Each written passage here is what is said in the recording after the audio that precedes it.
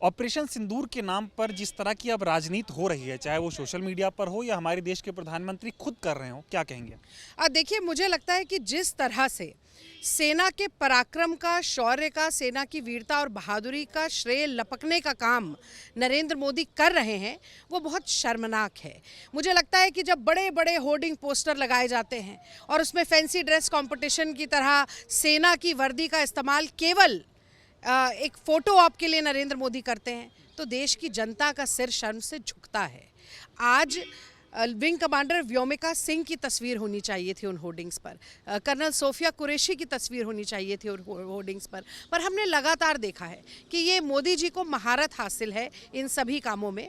कहीं फिल्मी डायलॉग मार रहे हैं, कहीं फिल्मी डायलॉग मार रहे हैं और कह रहे हैं कि मेरी रगों में अब सिंदूर दौड़ता है। तो भैया, मांग का सिंदूर तो संभाला नहीं गया, अब रंगों का सिंदूर दौड़ा रहे हैं। मुझे लगता है कि कहीं ना कहीं ये मखौल उड़ाना भी है हर उस विवाहिता महिला का जिसके मांग का सिंदूर उजड़ा पहलगाम में, क्योंकि पहलगाम के चारों आतंकी आज तक पकड़े नहीं गए हैं। कोरोना के समय की हम बात करें तो सर्टिफिकेट पर मोदी जी की फ़ोटो, अगर रेलवे टिकट की बात करें तो रेलवे टिकट पर मोदी जी की ऑपरेशन सिंदूर के साथ फ़ोटो। और मुझे तो अब ये लगने लगा है कि कहीं अगर मोदी जी आगे बढ़ के ये ना कह दें कि मुझे मेरी मांग में भी सिंदूर ही भरा हुआ है। मतलब देश के प्रधानमंत्री ये मजाक नहीं उड़ाना चाहिए, पर दुख होता है ये देखकर कि जहाँ पर इंदिरा जी की बात आप 1971 कहिए, जनता स्वतः कहती है इंदिरा गांधी। 2025 में सेना के बढ़ते हुए कदम जो पाकिस्तान की छाती पर चढ़कर उसको रौंदने वाले थे, आपने ट्रंप के चक्कर में आके सीज फायर करा ली, सिंदूर के साथ सौदा कर लिया। और आप ही के विदेश मंत्री आज कह रहे हैं कि हम तो पहले ही सूचित कराए थे पाकिस्तान की आर्मी को। तो जो टेरर स्टेट की आर्मी ही तो टेरर को पालती है, आप उसे बता देंगे तो क्या होगा। राहुल गांधी पहलगाम पहुंच जाते हैं, नरेंद्र मोदी चुनाव में भाषण देने बिहार पहुंच जाते हैं, लेकिन पाकिस्तान का नाम वहां भी नहीं लेते। राहुल गांधी दोबारा पहुंच जाते हैं, नरेंद्र मोदी सर्वदलीय बैठक तक में नहीं आते, विशेष सत्र नहीं बुलाते। और एक बात मैं ज़रूर कहना चाहती हूँ, 1962 का जिक्र करना बहुत ज़रूरी है। अटल बिहारी वाजपेयी पहली बार के सांसद थे, पंडित नेहरू 72 साल के थे, उनकी आधी उम्र के थे, 3 बार के प्रधानमंत्री। और पंडित नेहरू ने एक बार अटल बिहारी वाजपेयी के कहने पर चलते हुए युद्ध के दौरान, भारत और चीन का युद्ध चल रहा था, न सिर्फ विशेष सत्र बुलाया बल्कि अटल बिहारी वाजपेयी को बोलने का मौका मिला। उन्होंने पानी पी पी कर पंडित नेहरू को और देश की सरकार को कोसा। कभी कांग्रेस पार्टी ने नहीं कहा कि अटल बिहारी वाजपेयी चीन के एजेंट थे, कभी नहीं कहा कि उनको उठा के संसद से बाहर फेंक दिया जाए या उनकी कही हुई बात को एक्सपंज किया जाए। आज अगर हम सवाल पूछने पर आ जाएं तो कहें कि निशाने पाकिस्तान तो मुरारजी देसाई को मिला है, कि जिन्ना की मज़ार पर रोने वाला तो लाल कृष्ण अडवाणी है, और लाहौर बस यात्रा बुलवाने के बाद, कारगिल होने के बाद भी मुशर्रफ को दिल्ली में बुलवाने वाले अटल बिहारी वाजपेयी हैं। साड़ी शॉल डिप्लोमेसी करने वाले, बर्थडे केक खाने वाले, इतिहास में भारत के ISI को जॉइंट इन्वेस्टिगेशन करने के लिए रेड कार्पेट वेलकम देने वाले नरेंद्र मोदी हैं।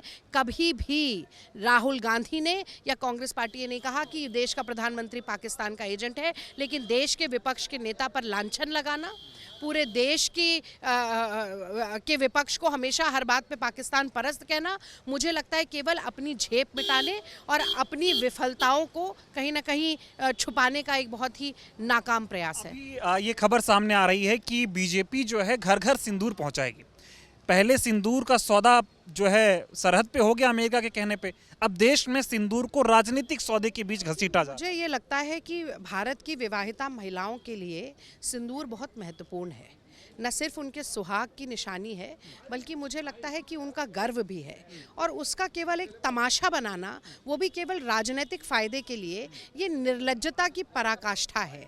अगर सिंदूर का महत्व नरेंद्र मोदी जी जानते हैं तो सबसे पहली फुर्सत में पाकिस्तान के आतंकवादियों जिन्होंने पहलगाम में हमला किया, भारत की महिलाओं के सुहाग को उजाड़ा, उन्हें पकड़ा जाए, उन्हें मौत के घाट उतारा जाए। और उसके बाद जो भारत की जाबाज बेटियां हैं उनके ऊपर लगातार लांछन लगाने वाले। वो विजय शाह की हिम्मत हो जाती है कि वो कर्नल सोफिया कुरैशी को आतंकवादियों की बहन कहे और नरेंद्र मोदी खामोश हो जाते हैं उस पर। मतलब जबलपुर का हाईकोर्ट संज्ञान ले सकता है पर नरेंद्र मोदी संज्ञान नहीं ले सकते। तो मैं समझती हूँ कि अगर ऑपरेशन सिंदूर के मान को नरेंद्र मोदी सच में बचाना चाहते हैं तो पहले तो आतंकवादियों को पकड़ के लाएं और फिर विजय शाह को सबसे पहले मंत्री पद से हटाकर जेल की चक्की पिसवाएं, तभी ये माना जाएगा। नहीं तो वो है ना कि 2 चुटकी सिंदूर की कीमत तुम क्या जानोगे नरेंद्र बाबू। जे शंकर पे क्या कहेंगे? देखिए कमाल की बात है। अब ये मैं तो कहती हूँ जोकर जयशंकर है। किसी ने नहीं कहा था कि आप जाकर इंटरव्यू दीजिए। इंटरव्यू में पत्रकार उनसे पूछ रहे हैं कि भाई यूएस इस प्रक्रिया में कहाँ था। वो कहते हैं जी US was in United States. मतलब अपना खुद मखौल उड़ा रहे हैं। पर जोकर भी छोड़िए, लोग जयचंद भी कह रहे हैं। इसलिए जयचंद कह रहे हैं क्योंकि कोई कह रहा है झूठा है, कोई कह रहा है कि जग्गा जासूस है। तो मतलब आपने और ये उनकी ही शब्दशः मैं बोल रही हूँ, at the start of the operation जाकर बता दिया पाकिस्तान को कि हम हमला करने वाले हैं। और जितना उनका स्टेटमेंट है प्रेजेंट कॉन्टिन्यूस टेंस में है, we are striking at the terrorist infrastructure. तो इसका मतलब क्या बनता है? इसका मतलब ये बनता है कि वो शुरुआत से ही ये सूचना दे रहे थे जो पाकिस्तान एक टेरर स्टेट है जो आतंकियों को पालता है, पोसता है, बम से हथियारों से लैस करके भारत में नरसंहार करने के लिए भेज देता है, उसको आप सेना को बताएंगे तो वो क्या आतंकवादियों को छुपाएगी नहीं? शायद यही कारण है कि जो बड़े आतंकवादी थे वो सारे भाग गए और कोई पकड़ा नहीं गया। आखिरी सवाल पूछूंगा कि जब युद्ध की जैसी स्थिति होती है, देश संकट की घड़ी में होता है, विपक्ष की पार्टियां लगातार देश के साथ थी, देश का सेना के साथ थी, लेकिन अब जब खुद बीजेपी इस पे राजनीति करने लगी है तो विपक्ष सिर्फ एक काम कर रहा है, सवाल पूछ रहा है। सवाल सेना से नहीं है, सवाल सरकार से है और देशद्रोही ठहराया जा रहा है। मुझे लगता है अमन, एक बात भारतीय राष्ट्रीय कांग्रेस देश का सबसे पुराना राजनीतिक दल और सबसे प्रमुख विपक्षी दल होने के नाते हमें बार बार कहनी चाहिए कि देश और सरकार पर्यायवाची शब्द नहीं है। सरकार से विफल नीतियों पर सवाल पूछना देश को कटघरे में खड़ा करना नहीं है। सरकार की कूटनीति, सामयिक नीति, फॉरेन पॉलिसी अगर विफल होती है तो विपक्ष सरकार पूछेगा, वो सेना पर आक्रमण करना नहीं है। ये बात पहली है। और दूसरी बात, कांग्रेस पार्टी ने जिम्मेदार विपक्ष की भूमिका निभाते हुए 2 बार कांग्रेस वर्किंग कमेटी के रेजोल्यूशन में कहा कि हम मन, वचन और कर्म से देश की सेना के साथ, देश की सरकार के साथ खड़े हैं। हमने सारे राजनीतिक कार्यक्रम देश भर के अपने स्थगित किए। और यही नहीं, प्रतिनिधि मंडल में जब नाम मांगे गए हमने अपने सांसदों के नाम भी दिए कि हम चाहते हैं कि दलगत राजनीति ना हो, दलगत एकता की बात हो। लेकिन आप मुझे बताइए कि जब अनेकता में एकता की मिसाल देने की बात है, जब कौमी एकता, मजहबी एकता को विश्व पटल पर प्रसारित करने की बात है, तो देश में क्या हो रहा है? क्यों धर्म पूछकर मारा गया? आईएसआई चाहती है कि जो अंग्रेजों के समय पर होता था डिवाइड एंड रूल, वही इस वक्त भी हो। भारत के जो लोग हैं वो आपस में उनमें फूट पड़ जाए। और वही डिवाइड एंड रूल की पॉलिसी, आईएसआई के एजेंडा को कौन देश में चला रहा है? सोफिया कुरैशी को आतंकवादियों की बहन क्यों बताया गया? क्योंकि वो मुसलमान है। व्योमिका सिंह के बारे में नहीं बोला गया।